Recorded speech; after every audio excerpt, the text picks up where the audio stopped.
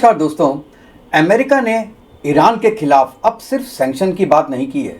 America ने सीधे सीधे ईरान की इकोनॉमी की रीढ़ की हड्डी तोड़ने का फैसला कर लिया है दोस्तों। लेकिन अमेरिका की बात मुझे वो भी समझ में नहीं आती है कि एक तरफ अमेरिका कहता है कि हम इन्वेड करेंगे ईरान को, अपनी फुट सोल्जर भेजेंगे ईरान में, और दूसरी तरफ कल मार्को रूबियो बोलते हैं कि नहीं, हमारा ग्राउंड इन्वेजन करने का कोई प्लान नहीं है। एक तरफ ट्रंप कहते हैं कि हमने स्टेट ऑफ हॉर्मस को पूरी तरीके से खोल लिया है और अब स्टेट ऑफ हॉर्मस हमारे कब्जे में है, और उसके बाद वो पाकिस्तान के जो आर्मी चीफ हैं आसिम मुनीर, उसको भेजते हैं ईरान की जाइए और हमारी तरफ से बात कीजिए और रिक्वेस्ट कीजिए कि स्टेट ऑफ हॉर्मस पे बात करने को तैयार हो अमेरिका के साथ ईरान। अब ये देखिए क्या कंडीशन आ गई है। अमेरिका रिक्वेस्ट करवा रहा है पाकिस्तान से ईरान को कि ईरान से कहिए कि हमसे बात करने को तैयार हो। लेकिन मेरा ये जो आज का वीडियो है ये है जो एक्चुअल में इकोनॉमी की रीढ़ की हड्डी तोड़ने का फैसला किया है जो अमेरिका ने, और इस पूरे जो एक ऑपरेशन है इसका नाम रखा है ऑपरेशन इकोनॉमिक आउटकास्ट। यूएस के जो ट्रेजरी सेक्रेटरी हैं स्कॉट बेसेंट, उनका मानना है कि सिर्फ कुछ ईरानियन कंपनीज को ब्लैकलिस्ट करना हमारा उद्देश्य नहीं है। हमारा मकसद है ईरान की उन इकोनॉमिक लाइफलाइंस को काट देना जिसके सारे उनकी इकोनॉमी और रिजीम अब तक चलती रही है। सुन रहे हैं दोस्तों? और सबसे इंटरेस्टिंग बात यह है कि इस बार निशाना सिर्फ ईरान नहीं है। जिस देश की कंपनी, बैंक, शिपिंग नेटवर्क या फाइनेंशियल इंस्टीट्यूशंस ईरान के साथ बिजनेस करेंगे, उनके सामने भी यही सवाल होगा कि साहब आप एक चीज डिसाइड कीजिए, ईरान को या अमेरिका को। यानी ये सिर्फ ईरान पे सैंक्शंस नहीं है, ये ईरान के साथ खड़े होने की कीमत तय करने की कोशिश भी कर रहा है अमेरिका। और यहां से असली सवाल शुरू होता है दोस्तों, क्या अमेरिका सच में ईरान को इकोनॉमिक कोलैप्स कर सकता है? क्या चाइना, जो ईरान का सबसे बड़ा ऑयल कंज्यूमर है, अमेरिकी प्रेशर के सामने पीछे हटेगा? और सबसे इंपॉर्टेंट, अगर स्टेट ऑफ हॉर्मुज का संकट और लंबा चलता है तो इसका असर भारत के oil bill, petrol, diesel prices और हमारी इकोनॉमी पे कितना पड़ेगा? और भारत इस पूरे संकट से खुद को बचाने के लिए आज के दिन क्या कर रहा है? आज हम इसी पूरी चेन को ठीक से समझेंगे दोस्तों। अमेरिका के ऑपरेशन इकोनॉमिक बस्ट से लेकर आप ये देखिए ईरान की कमजोर होती हुई इकोनॉमी, चाइना के रोल, स्टेट ऑफ हॉर्मुज और आखिर में इंडिया की ऑयल स्ट्रेटजी तक। आप सबसे पहले यह समझिए कि अमेरिका ने क्या किया है। स्कॉट बेसेंट ने 24 अगस्त को ऑपरेशन इकोनॉमिक आउटबूस्ट का घोषणा की। इसे उन्होंने ईरान के खिलाफ एक अनप्रेसिडेंटेड इकोनॉमिक कैंपेन बताया है अपनी तरफ से, यूएसए की तरफ से। इस कैंपेन में लगभग 60 ईरानियन लिंक जो एंटिटीज हैं उन पर सैंक्शंस और एनफोर्स एक्शंस की शुरुआत हो चुकी है। और इसके अलावा इन्होंने 5 बहुत क्रिटिकल सेक्टर्स हैं जिनको दोस्तों इन्होंने टारगेट किया हुआ है। उसमें 5 क्या क्या हैं? पहला है डिजिटल एसेट्स, दूसरा है टेक्नोलॉजी, तीसरा है गोल्ड, चौथा है एविएशन और पांचवा है शिपिंग। दोस्तों यहां पे एक बात समझना बहुत जरूरी है। अमेरिका की ताकत सिर्फ ये नहीं है कि वो किसी ईरानियन कंपनी को सैंक्शन कर सकता है या नहीं। अमेरिका की असली ताकत है कि वो दुनिया के बाकी जो देश है उनसे भी ये कह सकता है कि नहीं कि अगर ईरान के साथ बिजनेस करोगे तो यूएस फाइनेंशियल सिस्टम में तुम्हारी जगह खतरे में पड़ सकती है। यानी ये सैंक्शंस का एक अगला लेवल है दोस्तों, इसे कहते हैं सेकेंडरी सैंक्शंस। और बेसेंट ने इसमें साफ संकेत दिया है कि जो लोग ईरान के लिए मनी लॉन्ड्रिंग कर रहे हैं या फाइनेंशियल फैसिलिटेशन करेंगे, उन्हें यूएस डॉलर सिस्टम से बाहर किया जा सकता है, स्विफ्ट से बाहर किया जा सकता है। और उन्हें यह भी कहा कि एक मेजर फाइनेंशियल इंस्टीट्यूशन के खिलाफ एक्शन इसी वीक आ सकता है। अब हम आते हैं उन 5 बड़े हथियारों पे जो अमेरिका के पास है। पहला है डिजिटल एसेट्स, और इसको हम क्रिप्टो करेंसी भी कहेंगे। देखिए, जब भी किसी देश के जो ट्रेडिशनल फाइनेंशियल चैनल्स हैं ना, जब वो बंद हो जाते हैं, डॉलर ट्रांजेक्शन्स मुश्किल हो जाते हैं, तो और उसके अलावा अल्टीमेटली क्या होता है कि स्विफ्ट जैसे जो इंटरनेशनल फाइनेंशियल नेटवर्क है उनकी पहुंच सीमित हो जाती है, तो नेचुरली वो कंट्री एक अल्टरनेट पेमेंट सिस्टम को खोजता है।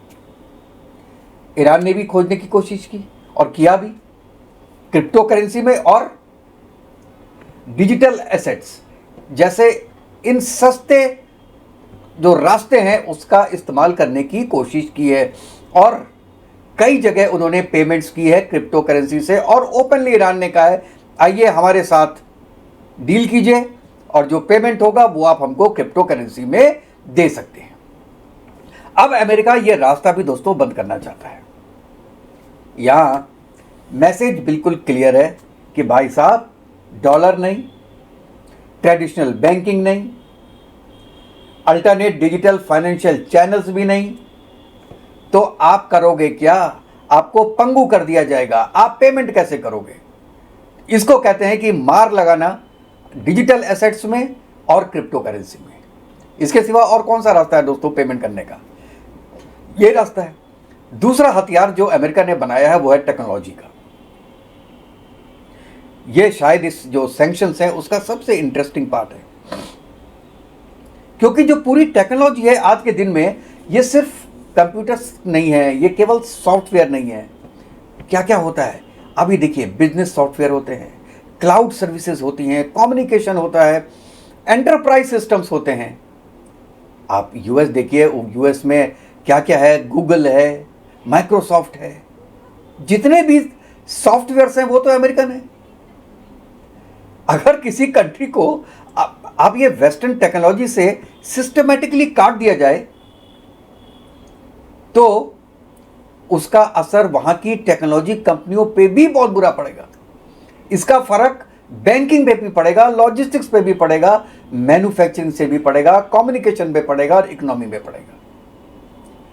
मतलब ये बहुत ही इंपॉर्टेंट बात है। अगर कोई सॉफ्टवेयर कहीं पर माइक्रोसॉफ्ट पे आधारित है और वो अब माइक्रोसॉफ्ट बंद हो गया, गूगल बंद हो गया, तो क्या करोगे?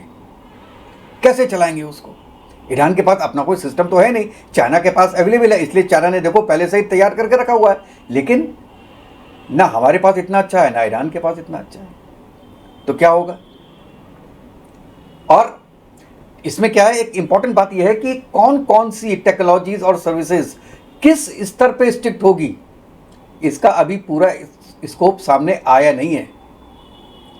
इसलिए दोस्तों अभी ये कहना बहुत जल्दबाजी है कि किस में होगा, सोशल मीडिया प्लेटफॉर्म कितने बंद होंगे, कितने नहीं होंगे। लेकिन ये बहुत क्लियर है कि टेक्नोलॉजी एसेस से प्रेशर बहुत पड़ेगा ईरान के ऊपर। अब इनका तीसरा हथियार क्या है? तीसरा हथियार है गोल्ड।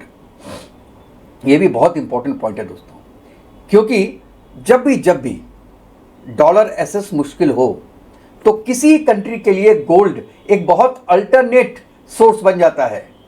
किस चीज का? सेटलमेंट के लिए। इसे कहते हैं सेटलमेंट मैकेनिज्म। इसलिए अमेरिका क्या कर रहा है कि अब गोल्ड लिंक जो इकोनॉमिक चैनल्स हैं उन पे भी प्रेशर बढ़ा रहा है। यानी ईरान के पास डॉलर का रास्ता मुश्किल हो जाएगा, क्रिप्टो का रास्ता मुश्किल हो जाएगा, और उसके अलावा टेक्नोलॉजी का रास्ता मुश्किल हो जाएगा, और गोल्ड का रास्ता भी मुश्किल होगा और उस पर प्रेशर डालेगा। क्यों? क्योंकि वो कहेगा कि कोई भी कंपनी अगर गोल्ड पे डील करती है ईरान के साथ तो हमारी दुश्मनी ईरान से नहीं होगी, वो भी उसमें ऐड हो जाएगा। अच्छा, ये तो 3 हो गई। चौथा क्या है? चौथा है दोस्तों एविएशन। ईरान के जितने सिविलियन एविएशन सेक्टर हैं उस पर अभी तक तो रेस्ट्रिक्शंस की कोई बात नहीं है, लेकिन अगर आप ये बताइए, स्पेयर पार्ट्स, एयरक्राफ्ट का जो प्रिक्योरमेंट्स हैं, मेंटेनेंस है, और एविएशन से कई सर्विसेज ऐसे जो होते हैं वो डायरेक्ट या इनडायरेक्ट वे में उनसे रिलेटेड होते हैं, और अगर उस पर प्रेशर बढ़ता है तो इसका डायरेक्ट असर आएगा ईरान की एविएशन कैपेसिटी पे, या मैं कहूं कैपेबिलिटी पे। ईरान कह सकता है कि ठीक है भाई, बोइंग और एयरबस हमको नहीं चाहिए तो रशिया और चाइना से हम एयरक्राफ्ट ले लेंगे। लेकिन दोस्तों मैं आपको एक बात बताऊं यहाँ पे कि एविएशन सिर्फ एयरक्राफ्ट खरीद लेने का नाम नहीं होता। आपको उसके लिए स्पेयर पार्ट्स चाहिए होता है, मेंटेनेंस चाहिए होता है, इंश्योरेंस चाहिए होता है, सर्विसिंग चाहिए होता है, ट्रेंड इकोसिस्टम चाहिए होता है, और इंटरनेशनल एविएशन में एयर स्पेस और सर्टिफिकेशन जैसी बहुत बड़ी डिपेंडेंसीज भी होती हैं, ये आपको पता होगा। इसलिए यहां भी प्रेशर का पूरा इफेक्ट आपको धीरे धीरे सामने आ जाएगा, और जो कि बहुत बड़ा इफेक्ट होगा। अब आते हैं पांचवें इफेक्ट पे, ये भी बहुत क्रिटिकल है दोस्तों, इसकी है शिपिंग। ये पूरे जो पांचों हमने जो आपको गिनाए हैं एम्बार्गोज, उसमें शायद ये सबसे क्रिटिकल हिस्सा हो शिपिंग का, क्योंकि ईरान की इकोनॉमी का जो सबसे बड़ा हिस्सा है वो है ऑयल ट्रेड। अगर Iranian ports, Iranian shipping companies, tankers, insurance और शैडो फ्लीट पर प्रेशर पड़ता है तो ऑयल को मार्केट तक पहुंचना बहुत मुश्किल हो जाएगा। जब पैसे नहीं मिलेंगे तो तुम पहुंचाओगे कैसे, बेचोगे कैसे? और यही वजह है कि घोस्ट शिप्स, आपको पता होगा आजकल काफ़ी ज़्यादा चलती हैं घोस्ट शिप्स और शैडो फ्लीट्स। ये पहले भी चलती थी, लेकिन इसके बाद ये और ज़्यादा इंपॉर्टेंट हो जाएगी, क्योंकि शैडो फ्लीट्स में क्या होता है कि कोई झंडा किसी कंट्री का होता है और एक्चुअली सामान किसी और कंट्री का होता है, और कई होती है घोस्ट शिप्स जिसमें कोई किसी भी कंट्री का झंडा लगा ही नहीं होता है, और वो सिस्टम्स को, कम्युनिकेशन सिस्टम्स को बाईपास करके चल रही होती है। इसलिए रिस्क बहुत ज़्यादा होता है उसमें, इंश्योरेंस भी बहुत ज़्यादा होता है। जैसे कि रशिया ने सैंक्शन से बचने के लिए, आपको पता होगा, शैडो फ्लीट का इस्तेमाल किया था, और आज भी कर रहा है। ईरान भी पहले से ही ऐसे नेटवर्क का इस्तेमाल करता रहा है, लेकिन अमेरिका अब उसी नेटवर्क को टारगेट करने की कोशिश कर रहा है। यानी आप ऑयल प्रोड्यूस कर सकते हैं, आप कीजिए, लेकिन अगर आप उसे लीगली या एफिशिएंटली बेच ही नहीं पा रहे हैं तो ऑयल रिजर्व्स आपको और आपकी इकोनॉमी को बचा नहीं सकते फिर। और यहीं से आता है इकोनॉमी का डोमिनो इफेक्ट। डोमिनो इफेक्ट आप समझ रहे होंगे, हल्के हल्के इफेक्ट होता है और वो मल्टीप्लाई होता जाता है। अमेरिका की यहाँ पे दोस्तों थिंकिंग बहुत सिंपल है कि ईरान की जो पूरी इकोनॉमी है वो पहले से ही बहुत प्रेशर में है, करेंसी बहुत कमज़ोर है, और नेचुरल है कि इन्फ्लेशन भी बहुत ज़्यादा है वहाँ पे। अब तो वहाँ पे ऐसी रिपोर्ट भी आ रही है कि फ्यूल शॉर्टेजेस है। क्यों? क्योंकि फ्यूल तो है वहाँ पे, लेकिन वो रिफाइन नहीं हो पा रहा है, सिस्टम्स नहीं है, उनके आइटम्स नहीं है, स्पेयर पार्ट्स नहीं है जो रिफाइनरीज होती हैं वहाँ पे। और उसके ऊपर से अगर आपके पास ये एक तरीके से प्रेशर पड़ता है, फाइनेंशियल सिस्टम पे प्रेशर पड़ता है, टेक्नोलॉजी पे प्रेशर पड़ता है, गोल्ड पे प्रेशर पड़ता है, एविएशन पे प्रेशर पड़ता है, शिपिंग पे प्रेशर पड़ता है, और या इन पांचों पे एक साथ प्रेशर आता है, तो इकोनॉमी की हालत बहुत ख़राब होगी। और यहाँ पे अमेरिका को उम्मीद है कि शायद economic pressure eventually political pressure में बदलेगा। यानी पहले इकोनॉमी कमज़ोर होगी, फिर गवर्नमेंट की एबिलिटी टू फंक्शन बहुत कमज़ोर हो जाएगी, और इसके बाद नेचुरल है कि जो पूरी रिजीम है उस पर एक इंटरनल प्रेशर पड़ सकता है ईरान की, और वो एक संधि के लिए बाद में मान सकता है। यही वो पॉइंट है जहाँ पे इकोनॉमिक सैंक्शंस और रिजीम चेंज स्ट्रेटजी के बीच कनेक्शन दिखाई देता है। यानी दोस्तों ये बात बताऊँ, यहाँ पे आपको याद हो चाइना के जो एक वाइस प्रेसिडेंट हैं, उन्होंने कहा भी है कल कि ये जो अमेरिका कर रहा है ये गलत कर रहा है, क्योंकि इन सेक्शन का कोई लॉजिक नहीं है, ये सैंक्शंस कामयाब नहीं होंगे। मतलब कि चाइना इनडायरेक्ट वे में बताना चाहता है कि हम खड़े हैं।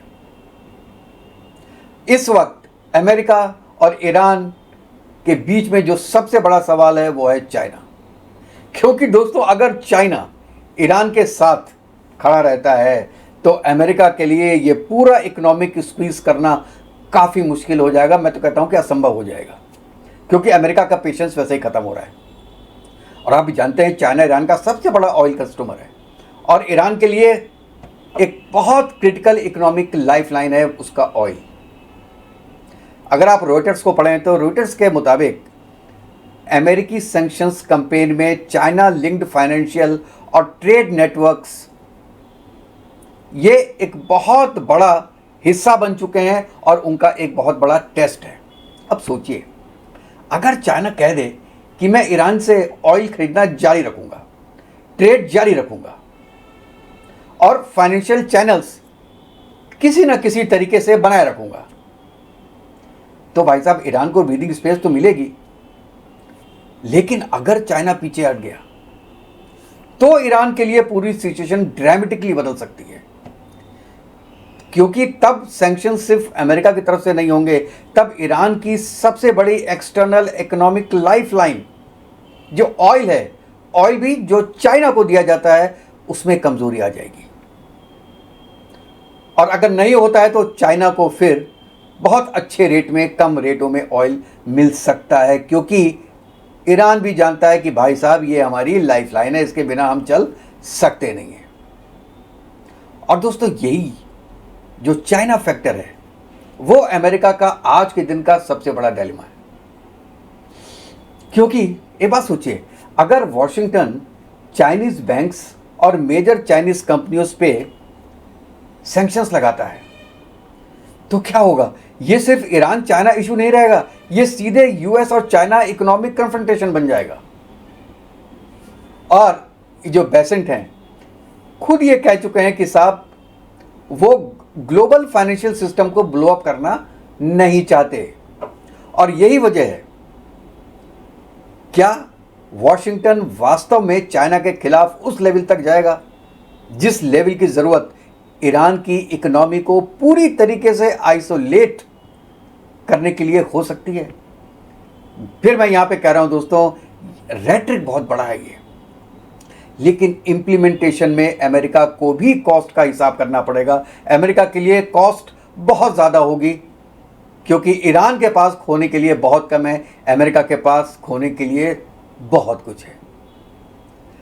अब एक तरफ आप ईरान की तरफ देखिए, ईरान इस पूरे कैंपेन को कह रहा है कि ये अमेरिका कर रहा है इकोनॉमिक टेररिज्म, और आसिम मुनीर को उसने डायरेक्ट बोला है कि हम इसका रिटेलिएशन करेंगे, जाओ और अपने आकाओं से बोल दो इकोनॉमिक टेररिज्म हम नहीं मानेंगे।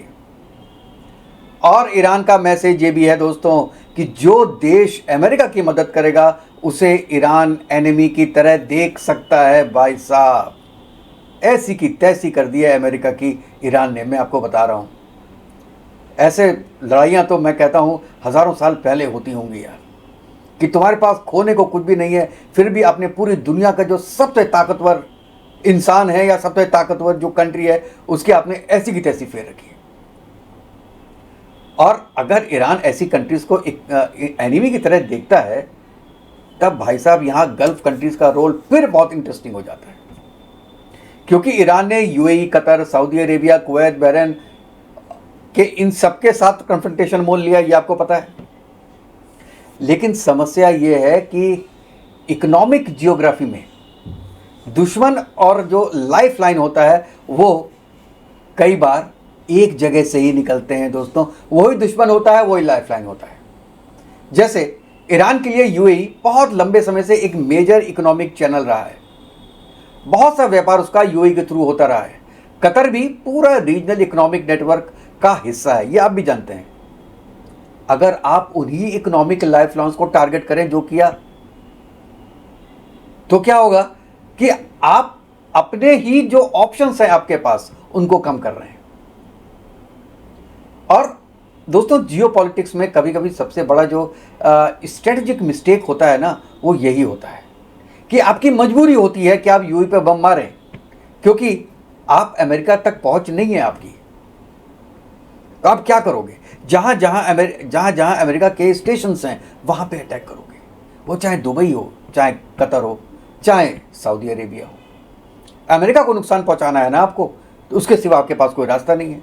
लेकिन आप ये भी तो सोचिए कि अमेरिका के साथ साथ उन पर्टिकुलर कंट्री, गल्फ कंट्री का भी तो नुकसान हुआ है। अब दोस्तों हम आते हैं कि तो अब हमने पूरी बात कर ली क्या सिचुएशन है। अब हम आते हैं इंडिया के लिए। इंडिया के लिए बहुत बड़ा सवाल है दोस्तों। अगर स्टेट ऑफ हॉर्मस लंबे समय तक डिस्टर्ब रहता है तो क्या इंडिया के पास कुछ अल्टरनेटिव है क्या? तो मेरा आंसर है हाँ। लेकिन दोस्तों ये पूरी कहानी इतनी सिंपल भी नहीं है। इंडिया 40 से ज़्यादा देशों से क्रूड ऑयल इंपोर्ट करता है, यानी इंडिया ने अपनी जो ऑयल सप्लाई चेन है वो एक कंट्री पर निर्भर नहीं रखी है। और यही डाइवर्सिफिकेशन आज इंडिया को जिंदा रखे हुए दोस्तों, ये इंडिया की स्ट्रेंथ है। जैसे मैं आपको बताता हूँ कि लेटेस्ट गवर्नमेंट डाटा जो है 24-25 में इंडिया के क्रूड इंपोर्ट्स में रशिया का शेयर कम लगभग 35.8% है। उसमें इराक का करीब 20% है, सऊदी अरेबिया लगभग 13% है, यूएई लगभग 9% है। ऐसे है, गवर्नमेंट जो डाटा बोलता है वो रशिया को क्लियरली इंडिया का लार्जेस्ट क्रूड सप्लायर दिखाता है। अब यहां एक बहुत बड़ा डिस्टिंक्शन समझिए, इंडिया सिर्फ इसलिए ऑयल नहीं खरीदता किसी देश से कि वो दोस्त है। ऑयल बिजनेस में प्राइस भी बहुत इंपॉर्टेंट होता है, दोनों इंपॉर्टेंट है। अगर रशिया का क्रूड ऑयल सस्ता मिलता है तो इंडियन रिफाइनरीज उससे एफिशिएंसी प्रोसेस भी कर सकती हैं, तो ऑब्वियसली इंडिया उसको खरीदेगा। लेकिन इंडिया एक ही सोर्स पे पूरी तरह डिपेंड नहीं करना चाहता है आज की डेट में। क्यों? क्योंकि आपने देखा कि जियोपॉलिटिक्स में आज जो चीपेस्ट सोर्स है कल वही अनअवेलेबल हो जाएगा या उसका रेट बढ़ जाएगा। और स्टेट ऑफ हार्मोज इसका एक बहुत लाइव एग्जांपल है दोस्तों। रशिया से आने वाला जो क्रूड ऑयल है वो ज़्यादा इंसुलेटेड है, लेकिन Iraq, Saudi Arabia, UAE, Kuwait से आने वाला क्रूड का भी बड़ा हिस्सा जो है ये कहाँ से आता है? पर्शियन गल्फ और स्टेट ऑफ हार्मोज से भी जुड़ा हुआ है, वहाँ से आता है। अगर हम ICRA के एनालिसिस के मुताबिक देखें तो इराक, सऊदी अरेबिया, कुवैत और यूएई से आने वाला क्रूड ये मिलके इंडिया का जो टोटल क्रूड इंपोर्ट्स है उसका करीब 50% बनता है, जो कि स्टेट ऑफ हार्मोज से रूटेड होता है। अब समझिए प्रॉब्लम दोस्तों, इंडिया का रशिया कनेक्शन अभी बचा हुआ है। अगर अमेरिका की बात मान ली होती और रशिया से आपने इंपोर्ट करना बंद कर दिया होता तो भाई साहब आज आपके पास लाले पड़ जाते, क्योंकि स्टेट ऑफ हार्मोज तो लगभग बंद है और कल के दिन में तो स्टेट ऑफ हार्मोज से केवल एक शिप निकला है। और अगर भाई साहब हार्मोज लंबे समय तक बंद या सीवियरली डिस्टर्ब रहा तो नेचुरल है कि मिडिल ईस्ट से जितना क्रूड ऑयल आ रहा है वो सब प्रभावित होगा। और यही रीज़न है दोस्तों, फाइनली मैं बोलना चाह रहा हूं कि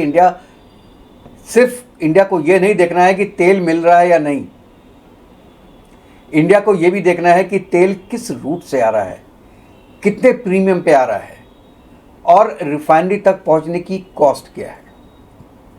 अब दोस्तों अल्टरनेटिव्स की बात करते हैं कि इंडिया के पास अल्टरनेटिव्स क्या है। यूनाइटेड स्टेट से भी इंडिया ऑयल लेता है, नाइजीरिया से भी लेता है, अंगोला से भी लेता है, मैक्सिको भी से लेता है, ब्राज़ील से लेता है, गयाना से लेता है, कनाडा से लेता है, ओमान से लेता है। ओमान की ज्योग्राफी यहाँ इंटरेस्टिंग है क्योंकि स्टेट ऑफ हार्मोज के बाहर के जो रूट्स हैं वो कुछ सप्लाई जो होती हैं वो ओमान के थ्रू होती हैं, तो वहाँ से जो सप्लाईज होती हैं वो ज़्यादा फ्लेक्सिबल हो सकती हैं। लेकिन आप जानते हैं कि पूरा जो ऑयल का मार्केट है ये एक इंटरकनेक्टेड मार्केट है। अगर हार्मोज पे डिस्ट्रप्शन होता है तो सिर्फ मिडिल ईस्ट का ऑयल महंगा नहीं होता है, ग्लोबल बेंचमार्क प्राइसेस पे भी बहुत ज़्यादा प्रेशर आता है, फिर चाहे आपका ऑयल रशिया से आए या अमेरिका से आए। Transportation, insurance, global crude pricing का असर आपके लैंडेड कॉस्ट पे पड़ता है। इसलिए इंडिया के लिए डाइवर्सिफिकेशन का मतलब ये नहीं है कि आप कहाँ से ऑयल ले रहे हैं, वो आपका दोस्त है कि नहीं है। आपका मेन मकसद है कि आपके जितने भी ये फैक्टर्स हैं ये सब हों और आपको ऑयल अनइंटरप्टेड मिलना चाहिए। और इंडिया पिछले कुछ समय से इसी डायरेक्शन में काम कर रहा है। जैसे इंडिया ने अर्जेंटीना से भी अब ऑयल ज़्यादा लेने का डिस्कशंस अपने बढ़ाई है, वेनेजुएला की तरफ से भी इंटरेस्टेड है, चाहे दूर बहुत है ये। आपको पता है वेनेजुएला के पास तो दुनिया का सबसे बड़ा प्रूवन ऑयल रिजर्व है, लेकिन उसमें प्रॉब्लम क्या है कि उसकी प्रोडक्शन कैपेसिटी और उसका जो इंफ्रास्ट्रक्चर है उसमें कंस्ट्रेंट्स हैं, उसके कारण उसका पोटेंशियल अभी ऐसा नहीं है। लेकिन उसका जो ऑयल है वो भी हार्ड ऑयल है और वो इंडिया के पास उसका सॉल्यूशन है। और एक और सोर्स इसमें आ सकता है, ब्राज़ील आ सकता है, गायना भी बड़ी तेज़ी से एक मेजर ऑयल प्रोड्यूसर बन रहा है, कनाडा भी लॉन्ग टर्म डाइवर्सिफिकेशन का यूजफुल हो सकता है। यानी इंडिया की स्ट्रेटजी आप ओवरऑल अगर देखेंगे, जितना मैं पिछले 5 मिनट में बोल रहा हूँ, अब बिल्कुल साफ दिखाई देता है कि एक सोर्स पे निर्भर मत रहो। और आप दोस्तों ये भी सोच सकते हैं कि रशिया से यार 35-36% ऑयल आ रहा है, तो डाइवर्सिफिकेशन कहाँ है जब एक ही जगह से 35% है और बाकी जो 65% है वो 40 कंट्री हैं। तो दोस्तों मैं बता दूं कि डाइवर्सिफिकेशन का मतलब ये नहीं है कि हर कंट्री का शेयर बराबर हो। डाइवर्सिफिकेशन का मतलब ये है कि अगर एक रूट या एक रीजन बंद हो जाए तो आपके पास दूसरे रूट का सप्लाईज मौजूद हो और आप कभी भी चाहें तो उसका शेयर बढ़ा सकते हैं। और उसके अलावा जो इंडिया कर रहा है वो इंडिया का सबसे लॉन्ग टर्म और सबसे इंटरेस्टिंग मूव जो है वो है दोस्तों, आपने नाम सुना होगा, प्रोजेक्ट समुद्र मंथन। इसका एक ब्रॉड ऑब्जेक्टिव है कि डोमेस्टिक हाइड्रोकार्बन रिसोर्सेज को एक्सप्लोर करना। विशेष रूप से आपको पता होगा अंडमान एंड निकोबार आइलैंड के पास बड़े बड़े हाइड्रोकार्बन के पोटेंशियल सोर्सेज मिले हैं। उसके बाद इंडिया ने इसका एक्सप्लोरेशन और एनर्जी सिक्योरिटी पर इन्वेस्टमेंट करने की दिशा में बहुत तेजी से कदम बढ़ाया है, क्योंकि अल्टीमेटली सबसे अच्छा ऑयल डाइवर्सिफिकेशन वही है जो आप किसी दूसरे देश से खरीदने की जरूरत को कम करते रहें। अगर इंडिया अपने डोमेस्टिक ऑयल और गैस के रिजर्व्स को कॉमर्शियली एक्सप्लॉइट कर पाता है तो जो ये जियोपॉलिटिकल शॉक्स होते हैं ना, उसमें हमारी फिर वल्नरेबिलिटी कम हो जाएगी। और यही पूरी कहानी का सबसे इंपॉर्टेंट इंडियन एंगल है दोस्तों, कि आज दुनिया में जियोपॉलिटिक्स बदल रही है। एक तरफ अमेरिका ईरान को इकोनॉमिक आइसोलेशन की तरफ घसीट रहा है, दूसरी तरफ चाइना ईरान के लिए सबसे बड़ा इकोनॉमिक क्वेश्चन बना हुआ है। ईरान के पास अभी भी रिटेलिएशन की कैपेसिटी थोड़ी बहुत है। गल्फ में इकोनॉमिक लाइफलाइन और मिलिट्री टारगेट्स एक दूसरे से जुड़े हुए हैं, और दूसरी तरफ इंडिया एक ऐसी पोजीशन बनाने की कोशिश कर रहा है जहां किसी एक ये आपका जियोपॉलिटिकल कॉन्फ्लिक्ट की वजह से उसकी पूरी एनर्जी सप्लाई चेन कोलैप्स ना हो। यानी भारत का ऑब्जेक्टिव सिर्फ चीप ऑयल खरीदना नहीं है, ऑब्जेक्टिव है एनर्जी सिक्योरिटी, और एनर्जी सिक्योरिटी का मतलब है multiple suppliers, multiple routes, multiple refinery options और धीरे धीरे डोमेस्टिक प्रोडक्शन। क्योंकि अगर आप सिर्फ चीपेस्ट ऑयल खरीदते हैं तो आप बिजनेसमैन हैं, लेकिन अगर आप ये भी सोचते हैं कि कल हमारे खराब जियोपॉलिटिकल सिनेरियो में ऑयल कहां से आएगा, तो आप एक स्ट्रेटेजिक प्लानर हैं। और आज इंडिया को यही करना पड़ रहा है कि कैसे इंडिया अपने को सेल्फ रिलायंट करे। अब दोस्तों बस एक मिनट वापस आते हैं अमेरिका और ईरान पे। ऑपरेशन इकोनॉमिक आउटकास्ट को अमेरिका ने इकोनॉमिक डी डे की तरह प्रेजेंट किया है, लेकिन एक्सपोर्ट्स में इस बात पे डिबेट है कि क्या ये सच में इकोनॉमिक नॉकआउट ब्लो है। अटलांटिक काउंसिल के अनुसार उन्होंने एनालिसिस किया है कि अभी जो कदम उठाए जा रहे हैं या उठाए गए हैं वो सिग्निफिकेंट ज़रूर हैं, लेकिन उन्हें ईरान की इकोनॉमी के लिए इमीडिएट गेम चेंजर कहना जल्दबाजी होगा। असली टेस्ट तब होगा जब अमेरिका चाइनीज़ बैंक्स और बड़े फाइनेंशियल इंस्टीट्यूट्स होते हैं उन पे कितना प्रेशर डाल सकता है। और यही सबसे बड़ा सवाल है, क्योंकि ईरान को कमज़ोर करना रिलेटिवली आसान हो सकता है, लेकिन ईरान को पूरी तरीके से आइसोलेट करना बिल्कुल ही डिफरेंट बात है। ईरान के पास चाइना है, रशिया है, शैडो नेटवर्क्स है, अल्टरनेटिव ट्रेड चैनल्स हैं, और सबसे इंपॉर्टेंट ईरान डिकेड से सैंक्शन का एनवायरनमेंट झेल रहा है और उसमें जी रहा है। इसलिए ईरान सैंक्शंस को पूरा सरकमफ्रंट करना वो सीख चुका है।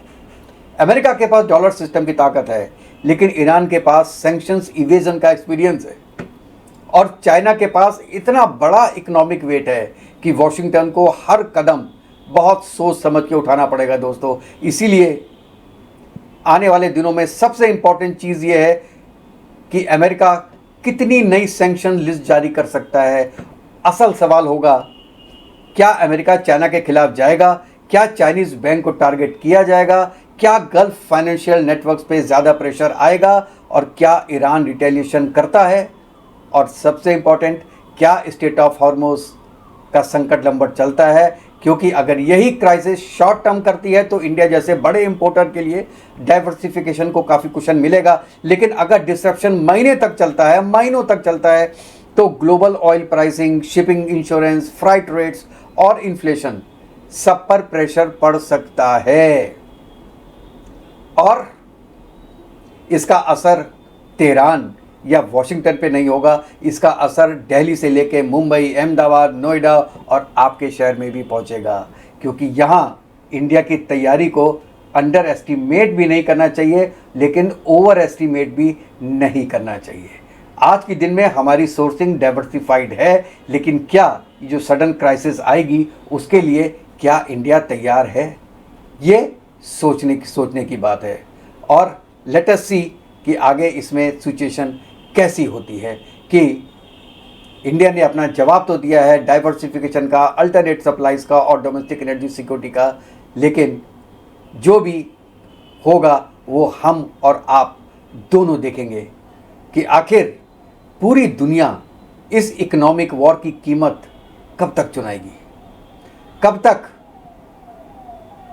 ये जो पूरा कोलैप्स है और ईरान और अमेरिका के बीच में जो ये एक कोल्ड वॉर चल रहा है और हॉट वॉर चल रहा है, ये कब तक चलेगा और कौन हारेगा कौन जीतेगा और इसमें इंडिया की कीमत कितनी होगी। समझ रहे हैं मेरा मतलब कि इंडिया इकोनॉमिकली ऊपर जाएगा या नीचे जाएगा, ये हमको देखना है। आप इसके बारे में दोस्तों क्या बोलते हैं, अपनी राय ज़रूर दीजिएगा।